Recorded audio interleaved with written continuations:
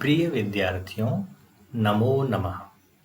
हमारा आज का विषय है संवाद लेखन। बच्चों, संवाद शब्द वाद शब्द में सम उपसर्ग जोड़कर बना है, जिसका शाब्दिक अर्थ बातचीत है। इसे वार्तालाप भी कहते हैं। अब हम जानते हैं कि संवाद लेखन में याद रखने योग्य कौन-कौन सी बातें हैं। पहली बात है कि संवाद की भाषा सरल तथा सहज होनी चाहिए। दूसरी बात है कि संवाद लेखन में सरल तथा छोटे-छोटे वाक्यों का प्रयोग करना चाहिए। तीसरा बिंदु है कि भाषा सुनने वाले के मानसिक स्तर के अनुरूप होनी चाहिए। चौथा बिंदु है कि संवाद लेखन में किसी एक पात्र का कथन बहुत लंबा नहीं होना चाहिए। और पांचवा बिंदु है भाव या विचारों की पुनरुक्ति से बचना चाहिए। पुनरुक्ति का अर्थ होता है दोहराना, अर्थात बार बार उन्हीं भावों या विचारों को दोहराना नहीं चाहिए। अब अंतिम बिंदु है कि संस्कृत में संवाद लिखते समय कारकों अर्थात शब्द रूपों और क्रियाओं अर्थात धातु रूपों का ध्यान रखना अत्यंत आवश्यक है। अब हम जानते हैं कि शब्द रूपों को किस प्रकार से वाक्यों में प्रयोग किया जाता है और उनका क्या अर्थ होता है। यहाँ पर मैंने अकारांत पुल्लिंग शब्द बालक का उदाहरण लिया है।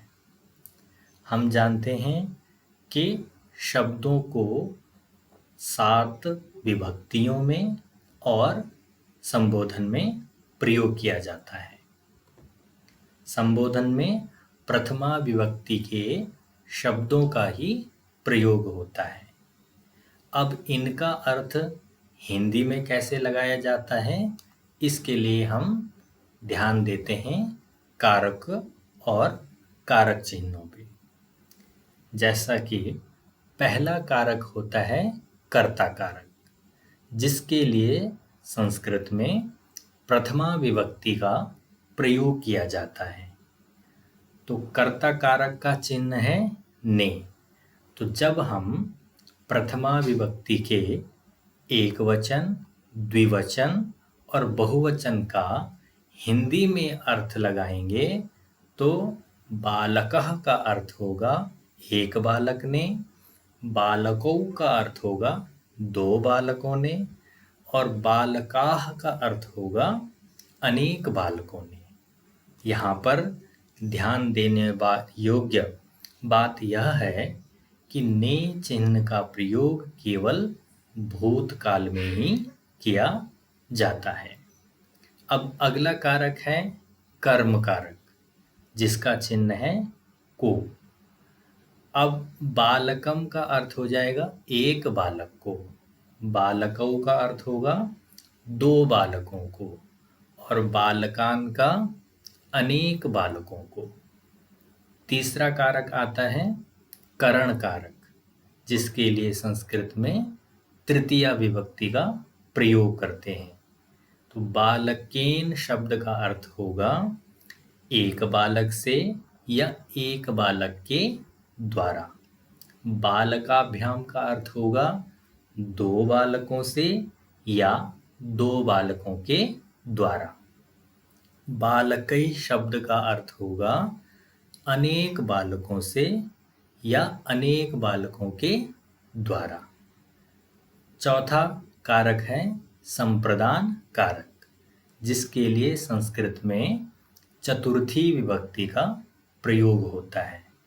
तो बालकाय शब्द का अर्थ होगा एक बालक को या एक बालक के लिए। बालकाभ्याम का अर्थ होगा दो बालकों को या दो बालकों के लिए। और बालकेभ्यः शब्द का अर्थ होगा अनेक बालकों को या अनेक बालकों के लिए। अगला कारक है अपादान कारक, जिसका चिन्ह है से, लेकिन यह से अलग होने के अर्थ में है। और अपादान कारक के लिए संस्कृत में प्रयोग करते हैं पंचमी विभक्ति। तो बालकात् शब्द का अर्थ हो जाएगा एक बालक से। बालकाभ्याम का अर्थ होगा दो बालकों से। और बालकेभ्यः शब्द का अर्थ होगा अनेक बालकों से। अगला कारक है संबंध कारक, जिसके चिन्ह हैं का, के, की, रा, रे, री। इसके लिए संस्कृत में षष्ठी विभक्ति का प्रयोग होता है। तो बालकस्य का अर्थ होगा एक बालक का या एक बालक के या एक बालक की। बालकयोः का अर्थ होगा दो बालकों का या दो बालकों के या दो बालकों की। बालका नाम का अर्थ होगा अनेक बालकों का या अनेक बालकों के या अनेक बालकों की। अब यहाँ पर रा, रे, री जो चिन्ह हैं ये हमारा, हमारे, हमारी या तुम्हारा, तुम्हारे, तुम्हारी में प्रयोग होते हैं। अब अगला कारक है अधिकरण कारक, जिसके चिन्ह हैं में या पर। इसके लिए संस्कृत में सप्तमी विभक्ति का प्रयोग होता है, जिसके एक वचन में बनता है बालके। और इसका अर्थ होता है हिंदी में एक बालक में या एक बालक पर। बालकयोः का अर्थ होगा दो बालकों में या दो बालकों पर। और बालकेषु का अर्थ होगा अनेक बालकों में या अनेक बालकों पर। अगला कारक है संबोधन कारक, जिसके लिए संस्कृत में संबोधन ही कहते हैं, लेकिन शब्द इसमें प्रथमा विभक्ति के प्रयोग होते हैं। इसका प्रयोग किसी को पुकारने या बुलाने के लिए किया जाता है। तो इसमें हे, भो, अरे आदि शब्द ही प्रयोग होते हैं, जैसे हे बालक, हे दो बालकों, हे अनेक बालकों, या अरे बालक, अरे दो बालकों, अरे अनेक बालकों।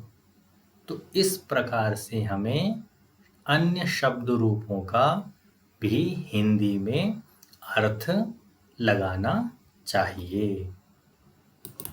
बच्चों, अब हम धातु रूपों को भी थोड़ा जान लेते हैं। जैसा कि हम जानते हैं कि शब्द रूपों को हम विभक्तियों में प्रयोग करते हैं, लेकिन धातु रूपों को पुरुषों में प्रयोग करते हैं, जिसमें पहला होता है प्रथम पुरुष, दूसरा मध्यम पुरुष और तीसरा उत्तम पुरुष। इसमें भी तीन ही वचन होते हैं, एक वचन, द्विवचन और बहुवचन। काल अर्थात समय के लिए पहला होता है वर्तमान काल, जिसके लिए हम संस्कृत में लट लकार कहते हैं। दूसरा है भूतकाल अर्थात बीता हुआ समय, इसको संस्कृत में लंग लकार कहते हैं। भविष्यत काल अर्थात आने वाला समय, इसके लिए संस्कृत में लृट लकार का प्रयोग करते हैं। और अगला है आज्ञार्थक अर्थात किसी को आज्ञा देनी हो या किसी से आज्ञा लेनी हो, तो उस समय लोट लकार की क्रियाओं का प्रयोग किया जाता है।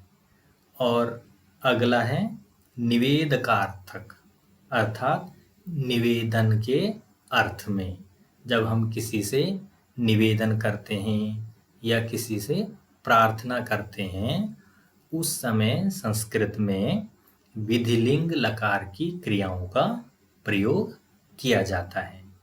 इनका प्रयोग अब हम आगे जानते हैं। प्यारे बच्चों, यहाँ पर मैंने पठ धातु अर्थात जिसका अर्थ होता है पढ़ना के लट लकार यानी वर्तमान काल की क्रियाओं का उदाहरण लिया है। सबसे पहले हमने जाना कि प्रथम पुरुष होता है, तो प्रथम पुरुष का प्रयोग किया जाता है किसी अन्य व्यक्ति के लिए, जैसे छात्र, बालिका, जननी, मित्रम आदि। ये प्रथम पुरुष के शब्द हैं। इनके साथ हमेशा पठति में जैसे अंतिम अक्षर है ती, तो ती वाली धातुओं का प्रयोग किया जाता है। जैसे छात्रः पठति, छात्र पढ़ता है। ऐसे बालिका पठति, जननी पठति, मित्रम पठति, सब के साथ इसी क्रिया का प्रयोग होगा। ऐसे ही हम अन्य क्रियाओं को भी समझ सकते हैं, जैसे खादति, लिखति, चलति आदि। और जब दो व्यक्ति होंगे तब हम प्रथम पुरुष के द्विवचन का प्रयोग करेंगे, जिसमें छात्रौ, बालिके, जनन्यौ, मित्रे आदि शब्द बनते हैं।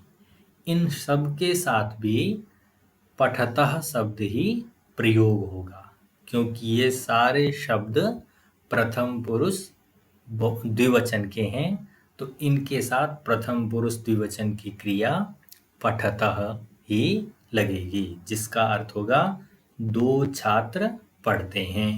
ऐसे ही अन्य शब्दों का अर्थ भी जानना चाहिए। अब बहुवचन के बारे में जानते हैं। बहुवचन अर्थात जिसमें अनेक व्यक्तियों के बारे में बात की जा रही हो, जैसे छात्राः, अनेक छात्र, तो इसके साथ क्रिया लगेगी पठन्ति, अनेक छात्र पढ़ते हैं। तो ऐसे ही चाहे वो कोई सा भी शब्द हो, पुल्लिंग हो, स्त्रीलिंग हो, यह भी स्त्रीलिंग है, और मित्राणि क्या है, नपुंसक लिंग।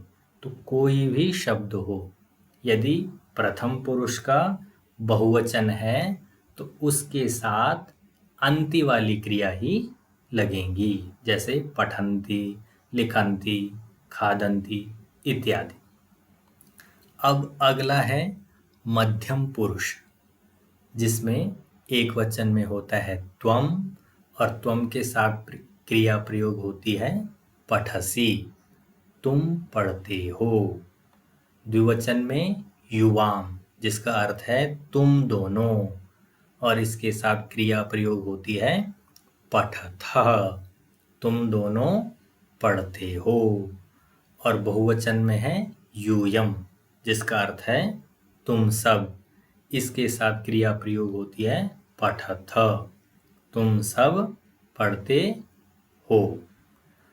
और अंत में है उत्तम पुरुष, जिसका प्रयोग अपने लिए किया जाता है, जैसे अहम अर्थात मैं, तो मैं के साथ हमेशा मी वाली क्रिया आएगी। अहम पठामि, अहम लिखामि, अहम खादामि। ऐसे ही द्विवचन में होगा आवाम, जिसका अर्थ होता है हम दोनों, और इसके साथ क्रिया प्रयोग होगी पठावह, हम दोनों पढ़ते हैं। ऐसे ही लिखावह, खादावह। और बहुवचन में होता है वयम, जिसके साथ क्रिया प्रयोग होती है मह वाली, पठामह, वयम पठामह, हम सब पढ़ते हैं। तो इसी प्रकार से हमें अन्य धातुओं को भी समझना चाहिए। और यहाँ पर एक बात और ध्यान देने योग्य है कि मध्यम पुरुष में 3 ही शब्द होते हैं, त्वम, युवाम, यूयम। और उत्तम पुरुष में भी अहम, आवाम, वयम। इन 6 शब्दों के अलावा जो भी शब्द आते हैं वे सब प्रथम पुरुष में आते हैं। यदि एक है तो एक वचन में आएगा, और 2 हैं तो द्विवचन में, और बहुत सारे हैं तो बहुवचन में। ऐसे ही हमें धातु रूपों का अर्थ लगाना चाहिए। लट लकार की तरह ही हमें लंग लकार, लिट लकार, विधिलिंग लकार आदि धातु रूपों का अर्थ भी समझना चाहिए। यहाँ पर मैंने लोट लकार का उदाहरण भी लिया है, क्योंकि आगे हम जो संवाद पढ़ेंगे उस संवाद में लट लकार और लोट लकार की ही क्रियाओं का प्रयोग किया गया है। तो इसमें भी उसी प्रकार होगा।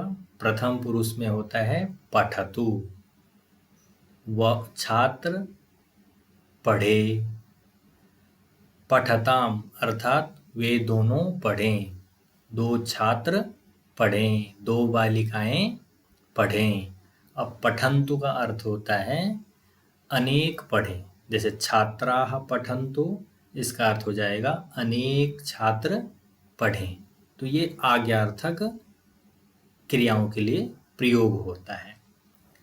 मध्यम पुरुष में होगा त्वं पठ, तुम पढ़ो। युवाम पठतम, तुम दोनों पढ़ो। और यूयम पठतम, पठता का हो जाएगा तुम सब पढ़ो। उत्तम पुरुष में होता है अहम, अहम पठानी, मैं पढ़ूं। यहाँ पर आज्ञा ली जा रही है। आवाम पठाव, हम दोनों पढ़ें। और बहुवचन में वयम पठाम अर्थात हम सब पढ़ें। तो ऐसे ही हमें अन्य लकार या कालों की धातुओं के या धातु रूपों के अर्थ भी समझने चाहिए।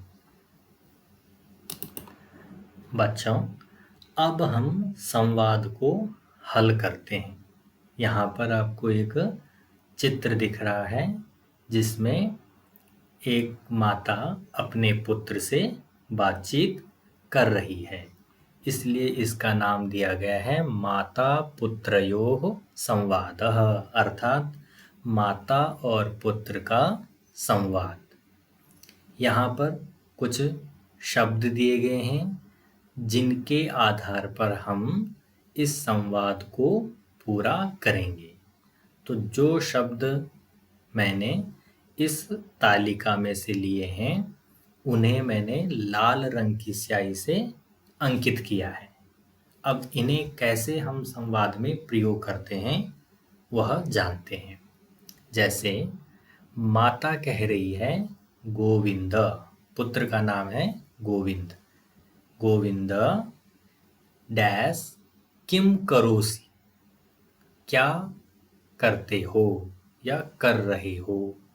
अब हम जानते हैं कि सी वाली धातु हमेशा मध्यम पुरुष एक वचन में ही प्रयोग होती है, और मध्यम पुरुष एक वचन का करता है त्वम, जिसका अर्थ है तुम। तो यहाँ पर शब्द प्रयोग होगा त्वम किम करोषि, तुम क्या करते हो। तो पुत्र कहता है अम्ब, माताजी, अहम पाठम, मैं पाठ।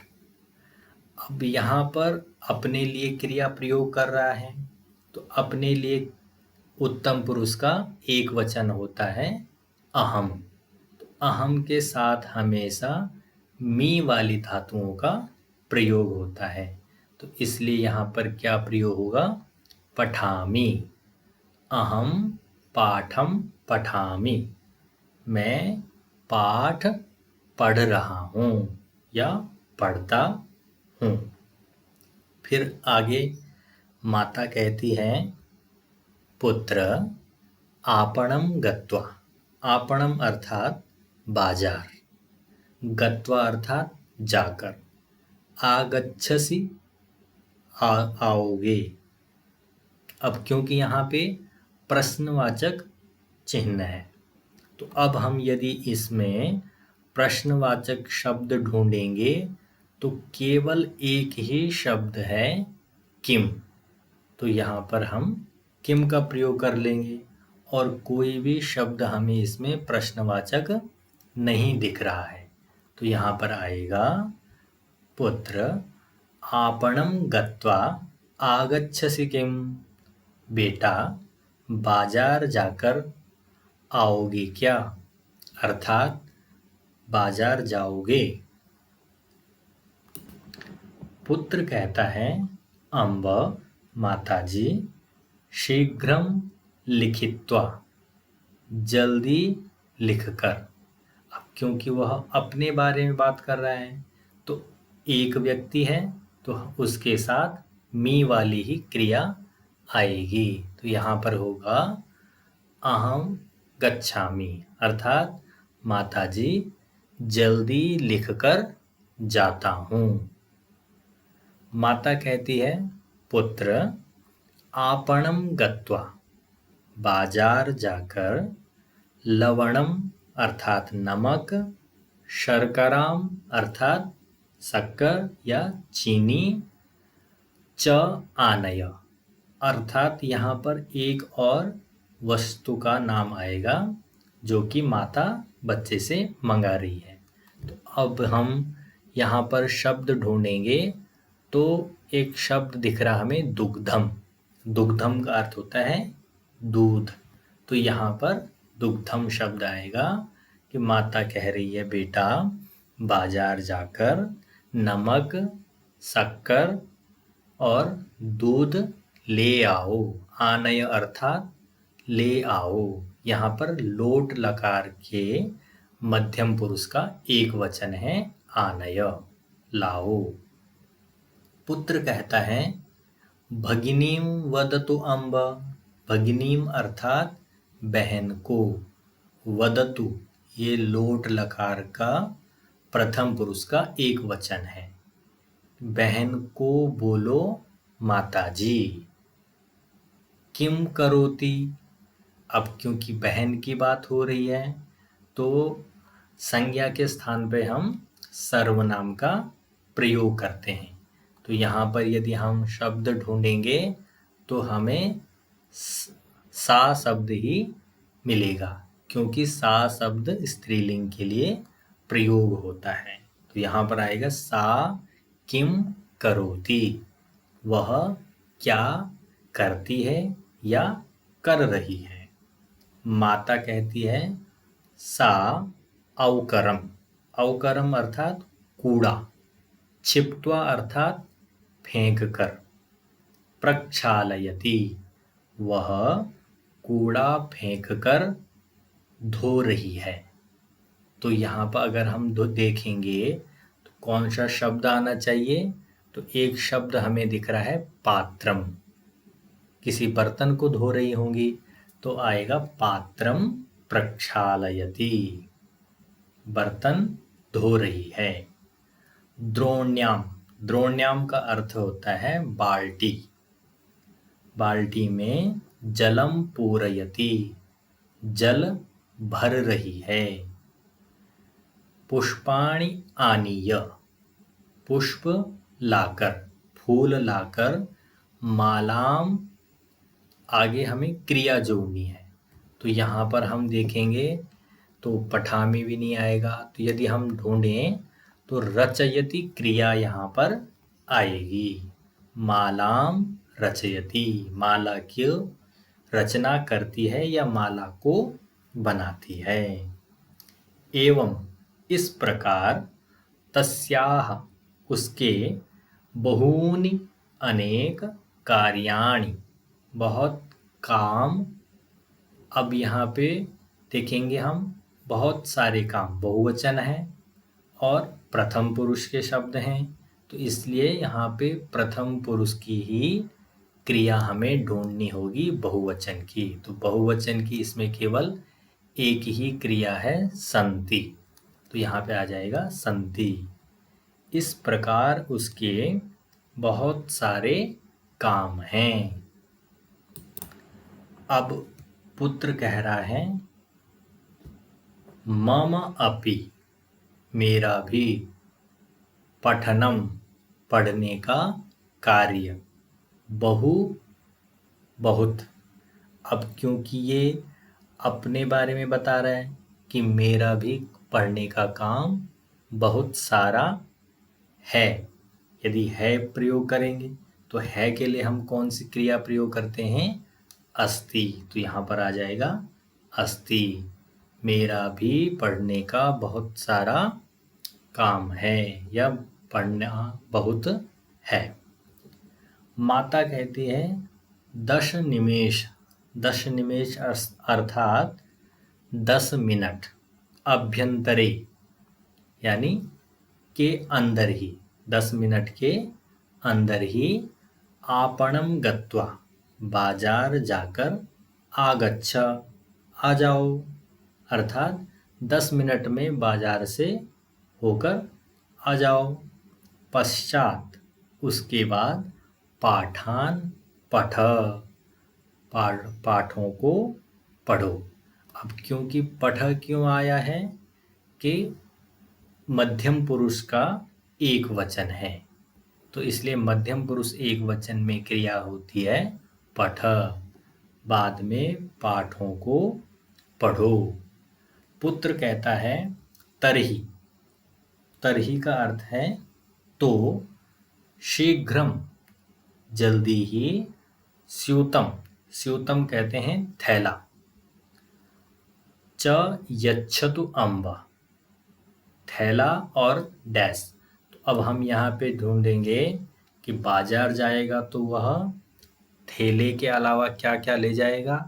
तो धनम, धनम च यच्छतु अम्ब, तो जल्दी थैला और धन या रुपये दे दो माताजी। माता कहती है अस्तु, अस्तु अर्थात ठीक है, यच्छामि, देती हूँ। तो यहाँ पर फिर अपने लिए माता प्रयोग कर रही है, तो उत्तम पुरुष के एक वचन की क्रिया है मी वाली, यच्छामि, तो उसके साथ शब्द आएगा अहम, अहम यच्छामि, मैं देती हूँ।